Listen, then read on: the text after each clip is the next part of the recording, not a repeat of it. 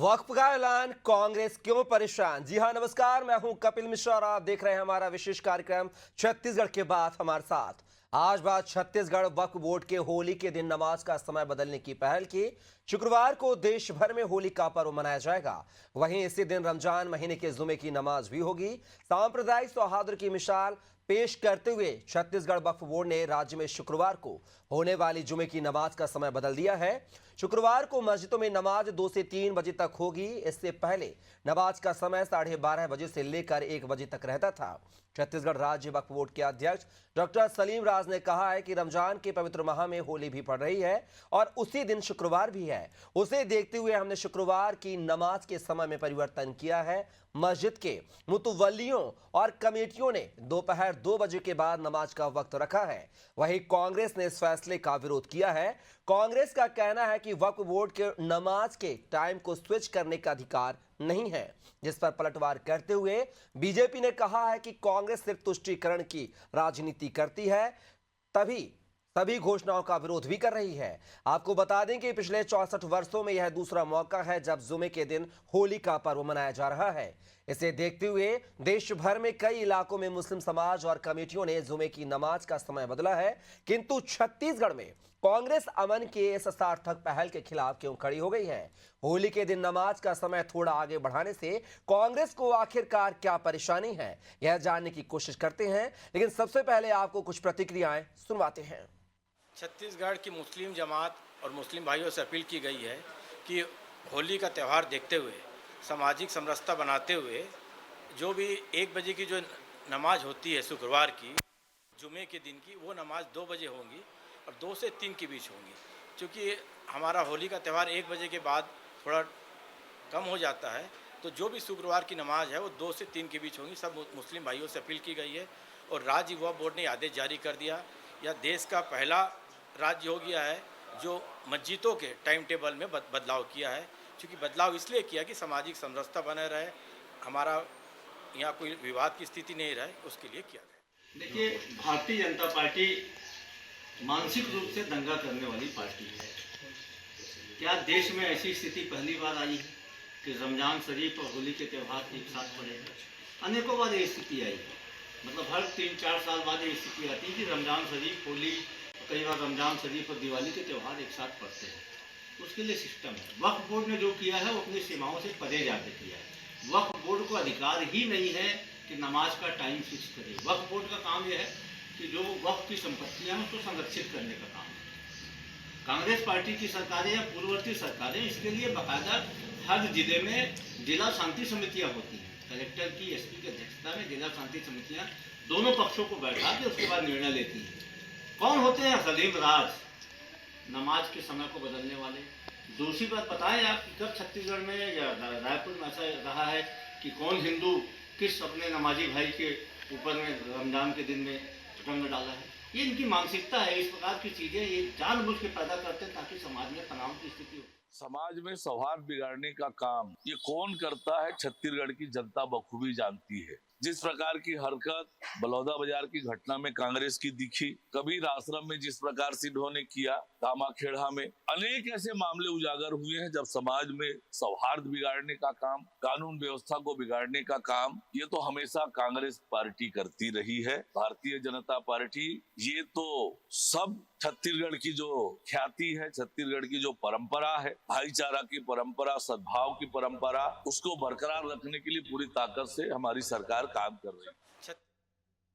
तो सुना आपने, रमजान के जो पावन महीना चल रहा है उसमें जुमे की नमाज को लेकर, होली के त्यौहार को लेकर जो है नमाज के समय में परिवर्तन किया गया है। इसको लेकर जो है कांग्रेस को बड़ी परेशानी है। हालांकि आपको बता दें कि यह परिवर्तन सिर्फ छत्तीसगढ़ में नहीं किया गया है, बाकी देश के कई राज्यों में नमाज में के समय में जो है परिवर्तन किया गया है। हालांकि बहरहाल राजनीतिक मुद्दा है, इस पूरे मुद्दे पर हम चर्चा करेंगे। हमारे साथ एक विशेष पैनल जुड़ा हुआ है, चलिए परिचय करवा देता हूं।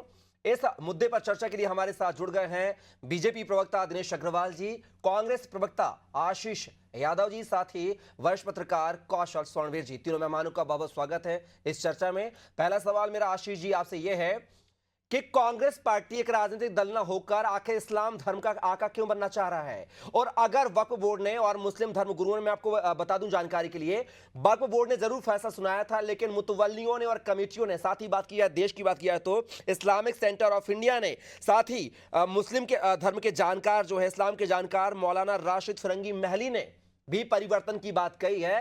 फिर छत्तीसगढ़ कांग्रेस को पेट में दर्द क्यों हो रहा है? क्या छत्तीसगढ़ कांग्रेस जो है इस्लाम धर्म का आका बन रही है? आशीष जी, देखिए, ये तो बहुत ही अजीब सी बात है कि आप मुझे कह रहे हैं कि छत्तीसगढ़ कांग्रेस इस्लाम धर्म का आका बन रही है, बल्कि पूरे देश में हिंदू धर्म का ठेकेदार बनकर भारतीय जनता पार्टी बैठी हुई है। ये बताते हैं कि राम का स्वरूप कैसा होगा, ये बताते हैं कौन से आशीष जी, मंदिर जाना फैसला होगा। बीजेपी ने नहीं सुनाया है। फैसला ये जो समय बदलने का बीजेपी ने नहीं सुनाया, सर, वक्फ बोर्ड का मेरे को आप फैसला पूरी है, बात बोलने इस्लामिक देंगे तो सेंटर मैं ऑफ अपनी इंडिया बात का पर फैसला है। पहुंचूंगा। आशीष जी, या तो आप मेरे को बता दीजिए, मुझे भी पता है कि फैसला वक्फ बोर्ड ने बताया है। हाँ। या तो आप ही बोल लीजिए या तो मैं बोल लेता हूँ। अगर मैंने अपनी बात शुरू किया, बीच में काट देंगे तो मैं आगे कैसे बढ़ूंगा? हाँ, नहीं, देश आराम में से कूल जब डाउन, कूल डाउन। राजनीति का आशीष जी, देश- कूल होके जवाब दीजिए, इतना उत्तेजित क्यों हो रहे हैं आप भैया? आराम से जवाब दीजिए, बहुत सारे सर, एक पैनलिस्ट बात बैठे हैं सुनने के लिए आपको। मैं हम्म तो बहुत ही ज्यादा कूल हूँ। मैं आपसे हम्म। निवेदन कर रहा हूँ कि कृपया करके कूल होकर मेरी बात पूरी सुन लीजिए। मेरा कहना यह है कि जब देश में भारतीय जनता पार्टी जब से आई है, तब से देश की राजनीति का जो बेस है उसे रिलीजियस बेस बना दिया गया। धर्म के नाम पर ही राजनीति हो रही है, धर्म के नाम पर ही युवाओं को, धर्म के नाम पर ही हेट्रेड फैलाया जा रहा है। आप बताइए कि इससे पहले कब बदला गया था नमाज का समय? और वक्फ बोर्ड जो 1954 में जिसका गठन हुआ है, वो ये निर्णय लेगा क्या? वो ये निर्णय ले सकता है क्या कि कब नमाज पढ़ी जाएगी और कब नहीं पढ़ी जाएगी? जो एक कमिटी है जिसका गठन किया गया 1954 में, वो इस्लाम धर्म, जब से भी इस्लाम धर्म पुराना हो, मुझे इस बात की जानकारी नहीं है कि कितना पुराना है, लेकिन ये धर्म तो पूरे विश्व में होता है और नमाज का समय पूरे विश्व में इस्लामिक धर्म के अनुसार तय किया जाता है। ये बात मुसलमान और हिंदू की नहीं है। ये अगर हिंदू धर्म में भी ऐसी कोई बदलाव लाते या किसी भी धर्म में लाते, आप जब धर्म के नाम पर कोई भी बदलाव करते हैं, धर्म के नाम पर कोई भी चेंजेस लेकर आते हैं सोशल समाज में, तो वो निश्चित रूप से एक नफरत और बांटने की ही हरकत होती है। और उसी बात पर कांग्रेस पार्टी की आपत्ति है कि आप किसी के मन में हिंदू मुस्लिम अलग होने का ये भाव नहीं क्यों जगाने चाह रहे हैं? आप आज तक हम हिंदू मुस्लिम एक साथ होली मनाते आए हैं, कभी कोई समस्या हमें नहीं लगी। जहां समस्याएं होती है वहां हर धर्म के साथ होती है। ऐसी कोई बात हमको तो नहीं दिखी हमारे मोहल्लों में। फिर ऐसा क्यों? लेकिन आशीष जी, एक मेरा आपसे सवाल है, निवेदन है, चलो वक्फ बोर्ड ने आदेश दिया है, पैरवी की है अगर शांति अमन चैन के लिए, तो अच्छी पहले वक्फ बोर्ड जो इस्लाम का एक पार्ट है, इस्लाम का एक समर्थक हिस्सा है वो, लेकिन कांग्रेस कब से इस्लाम के समर्थक हो गई? मैं ये जानना चाहता हूं, क्या आप ये मान लिया जाए कि कांग्रेस इस्लाम की समर्थक है और सनातन की विरोधी है? बताइए, पहली बात तो ये कि किसी का समर्थक होना दूसरे का विरोधी नहीं बनाता।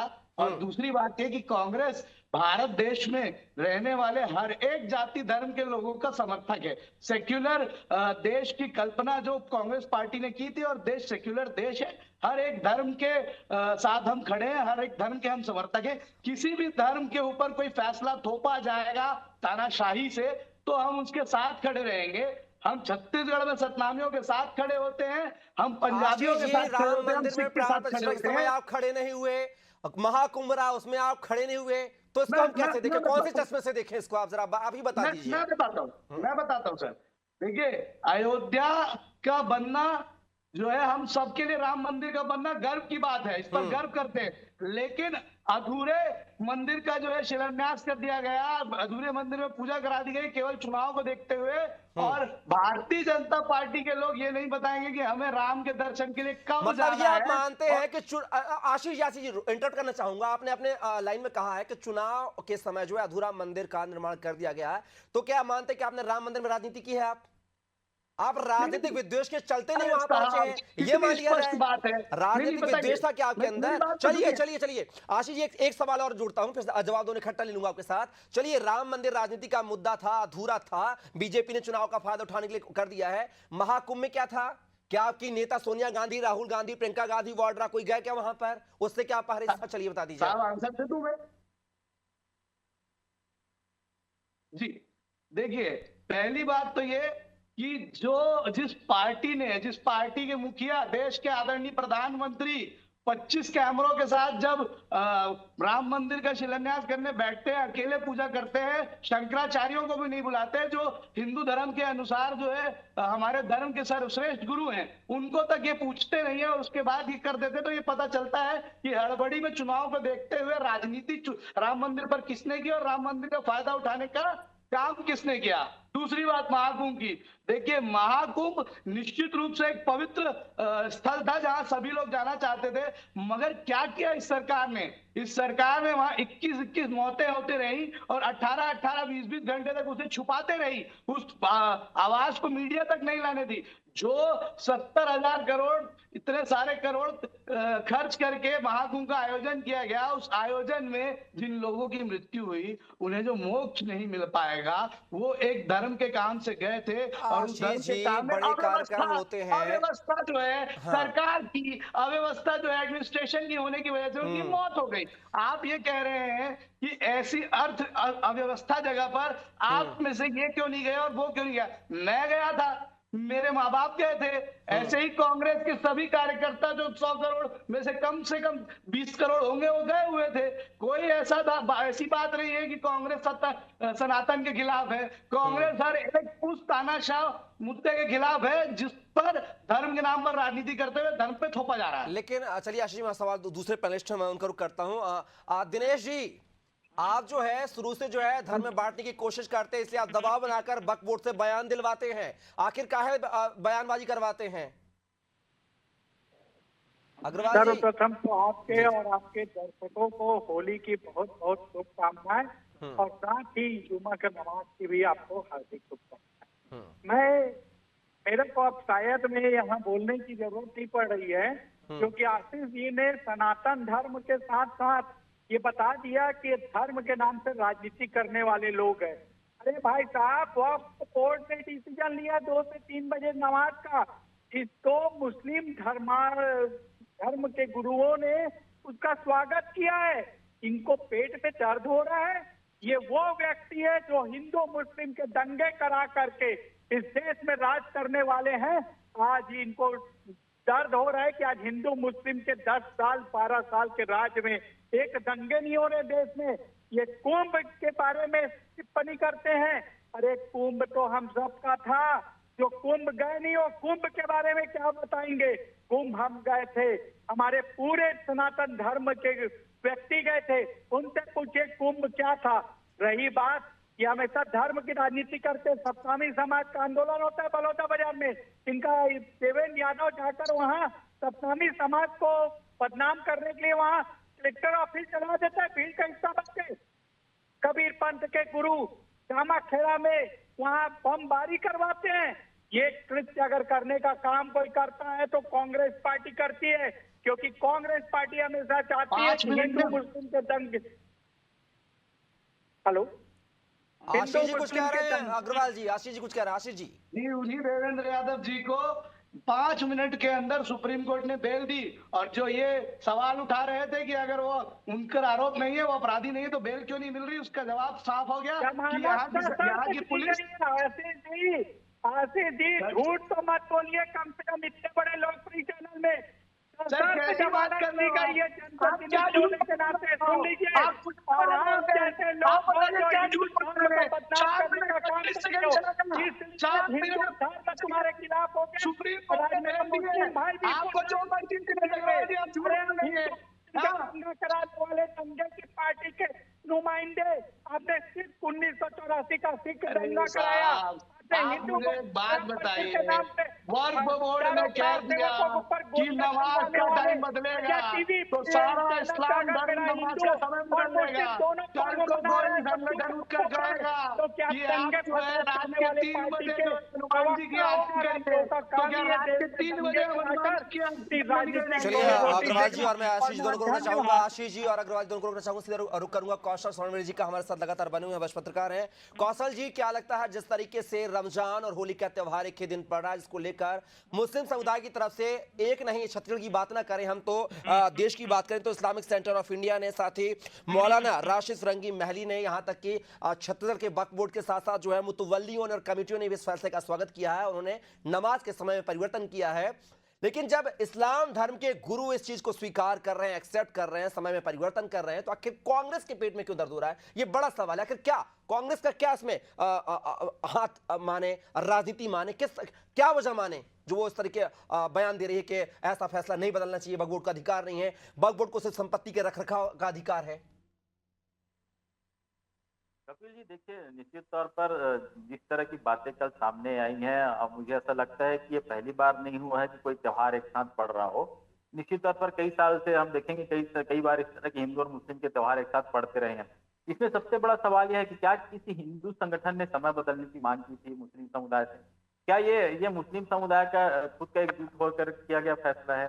क्या ये किसी एक वक्फ बोर्ड जो संस्थाएं है जिसमें राजनीतिक दल के लोग बैठते हैं, क्या उनके द्वारा लिया गया फैसला? तो बहुत सारे सवाल हैं। इसमें सबसे बड़ा सवाल ये उभर कर आता है कि आखिर इस तरह की चीजों की नौबत क्यों आ गई? यदि मुस्लिम समुदाय पूरे देश में एकजुट होकर यदि इस तरह की चीजों को बात करता है कि हम समय बदलना चाहते हैं, लेकिन समय बदलने की जरूरत क्यों पड़ रही है? मेरा ये कहना है कि इसके पहले भी त्योहार मनाए जाते रहे हैं।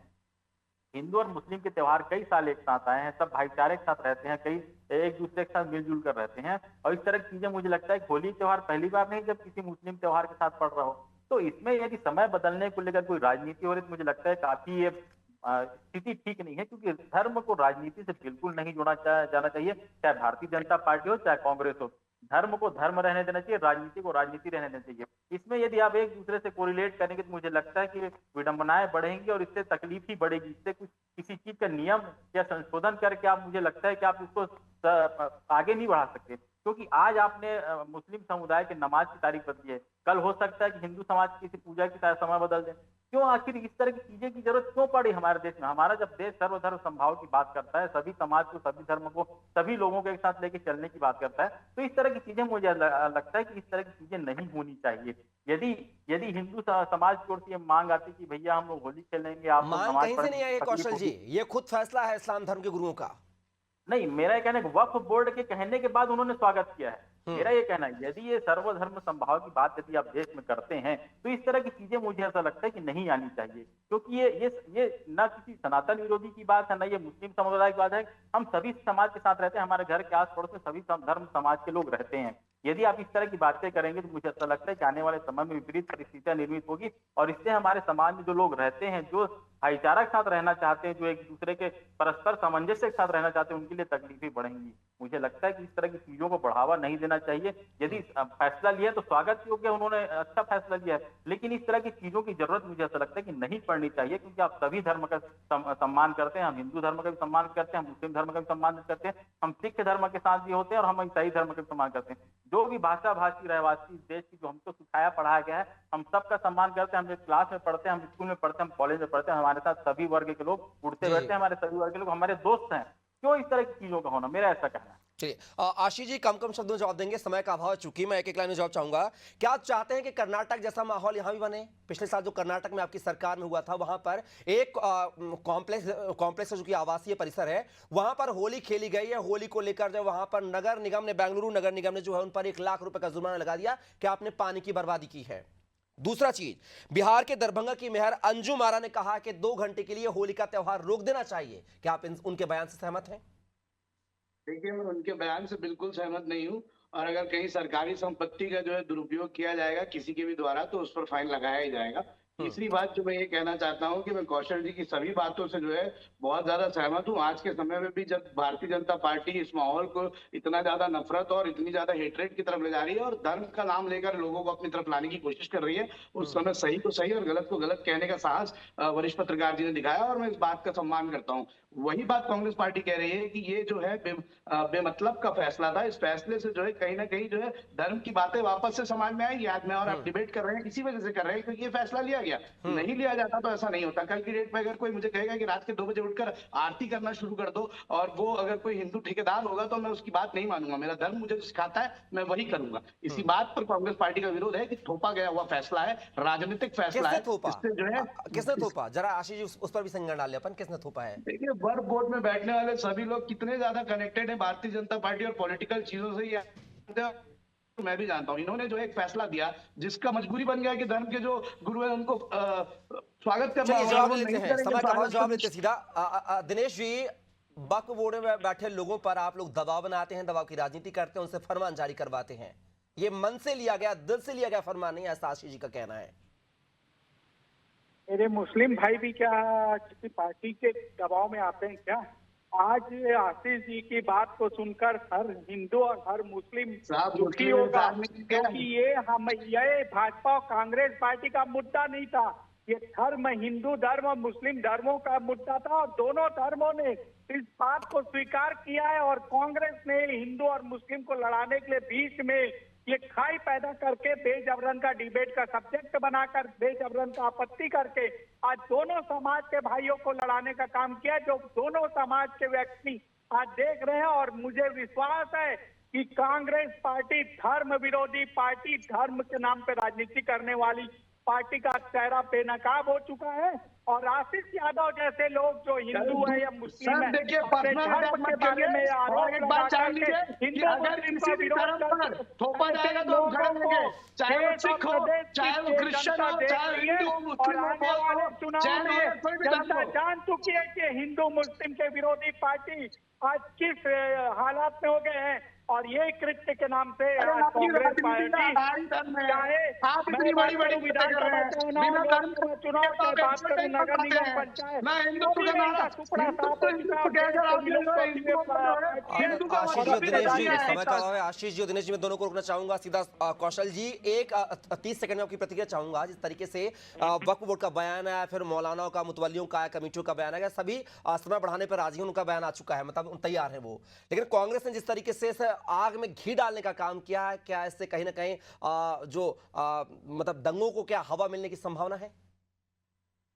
देखिए, दंगों को हवा मिलने की संभावना ऐसी बात नहीं है, लेकिन यदि मुस्लिम समाज के वक्फ बोर्ड का फैसला मुस्लिम समाज का स्वागत कर रहे हैं तो इसको सर्वमान्य माना जाना चाहिए, क्योंकि समाज का मामला है। और वो समाज के लोग यदि उसको 12 बजे की नमाज को यदि 1 बजे, 11 बजे की नमाज को यदि 1 बजे करना चाहते हैं तो मुझे ऐसा लगता है किसी को तकलीफ नहीं होनी चाहिए। यदि समाज, मुस्लिम समाज जो इनका जो धर्म है, जो जुम्मे की नमाज है, यदि वो करने के लिए राजी है तो मुझे लगता है उसका स्वागत किया जाना चाहिए। लेकिन मुझे ऐसा लगता है कि इस तरह की चीजें हैं ये नहीं होनी चाहिए। आखिर यदि उन्होंने स्वविवेक से निर्णय लिया तो इसका ये स्वागत योग्य है। उन्होंने हमारे धर्म का सम्मान किया, हम भी उनके धर्म का सम्मान करते हैं, और सभी को एक दूसरे के धर्म का सम्मान करना चाहिए, तभी हमारा देश आगे बढ़ पाएगा। चलिए, आप तीनों मेहमान हमारे चर्चा के हिस्सा बने। साथ कौशल जी आपका, साथी आशीष जी, साथी दिनेश जी, आप तीनों का बहुत बहुत शुक्रिया, धन्यवाद।